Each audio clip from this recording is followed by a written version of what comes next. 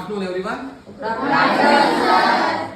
So English must be spoken as English.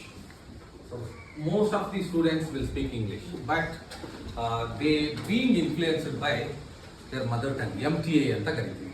So MTA ಅಂದ್ರೆ mother tongue influence. MTR ಅಲ್ಲ. Okay? ನೀವು ನೋಡಿ ಈ ಕಡೆ ಮಹಾರಾಷ್ಟ್ರ ಸೈಡು ಅಥವಾ ಬೆಳಗಾಂ ಸೈಡ್ ಹೋಗ್ರಿ, ಅಲ್ಲಿ ಏನ್ ಮಾತಾಡ್ತಾರೆ ಗೊತ್ತಾ? ಅಲ್ಲಿ ಏನ್ ಅಂತಾರೆ?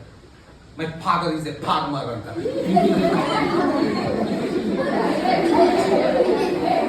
ಅದೇ ರೀತಿ ನೀವು ಕೇರಳ ಹೋಗ್ರಿ, ಕೇರಳದಲ್ಲಿ ಹೆಂಗ್ ಮಾತಾಡ್ತಾರೆ? What are you doing? Where are you going?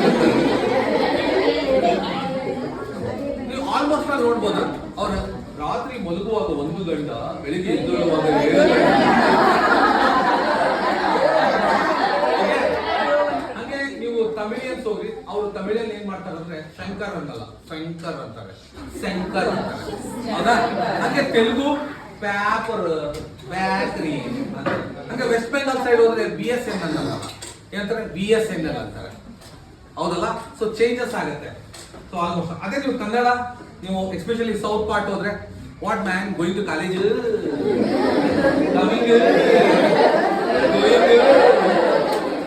So English must be spoken as English. Okay, I hope you got it.